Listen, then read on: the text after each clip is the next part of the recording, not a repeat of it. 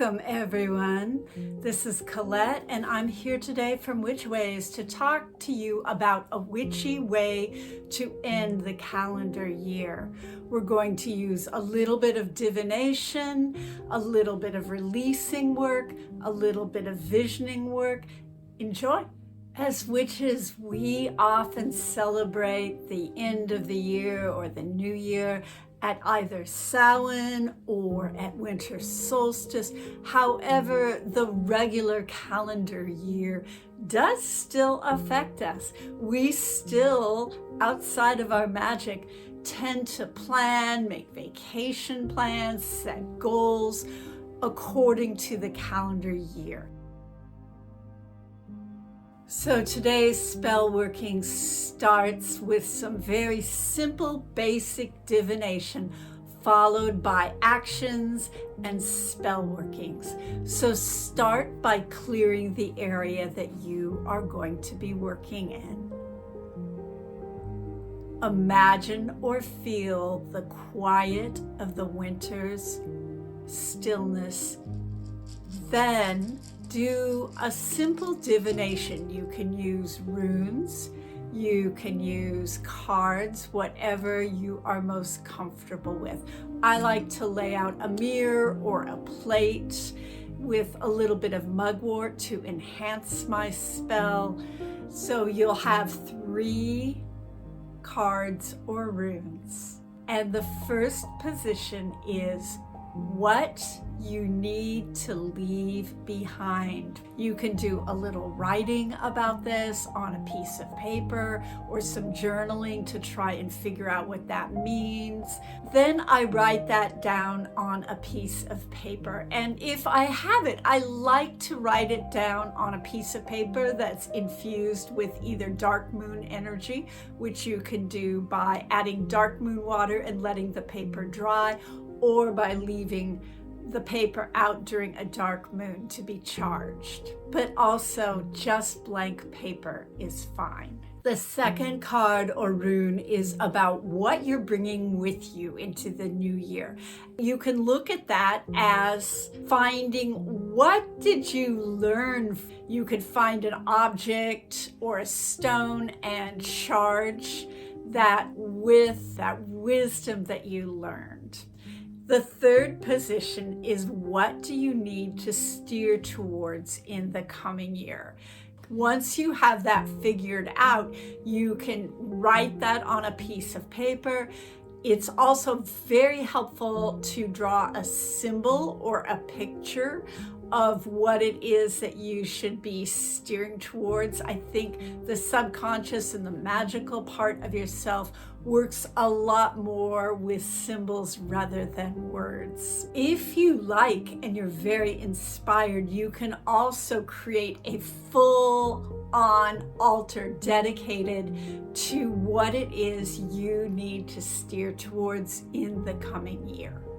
And then you'll do the rest of your spell working on that altar. And your final piece of preparation to do the spell is to write down on a piece of paper or find an object that represents what it is you wish for in the coming year. Now you're ready to start implementing the spell. So if you cast circles, this is a good time to do that. Cast a protective circle around you. If you work with beings, call in any beings that you would like to have help you. Start your spell working by burning the piece of paper that has written on it what it is that you wish to leave behind. You can add some herbs that are clearing, like rosemary if you want, to that flame as you're burning that piece of paper. Next, take the object that represents what it is you're bringing with you and place it in some kind of nice cozy bed, like a little basket or a bowl or a jar. And I kind of like to cushion it with some plant material or some soft fabric or some lichen or moss, whatever you have, and just kind of tuck it in there and place that on your altar. Next, take the paper, the picture, the object that represents what you are steering towards and place that on the altar. Some people like to tuck that piece of paper in the cozy little nest with the object that represents what you're carrying with you into the next year. However, I find it more helpful to keep what it is I'm steering towards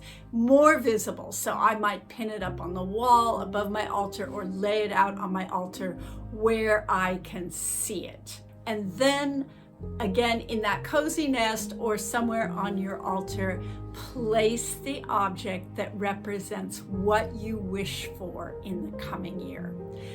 Now, at this point, you might add a cinnamon stick just to give the whole thing a little bit of boost to help get this all going. And then when you're ready, light a candle. Now, this should be a pretty good size candle because this is a good size spell working. So it can be a really large 7-day candle or a large taper candle. And you can either let it burn until it's gone all the way down, or you can light it, spend some time with it, and then snuff the candle out and then come back to it later and do the same thing again. When you're working continuously with a magical candle, it's important to not blow the candle out. It's important to just snuff it if you're going to come back to it. The candle is what activates and holds the magic of your spell. So that's an important step. Now, I personally would leave this altar and this working up in place for at least a month. You don't have to burn a candle that whole time. You can if you choose to, if that is what feels right to you. You can leave the altar up for the whole year if that feels good to you.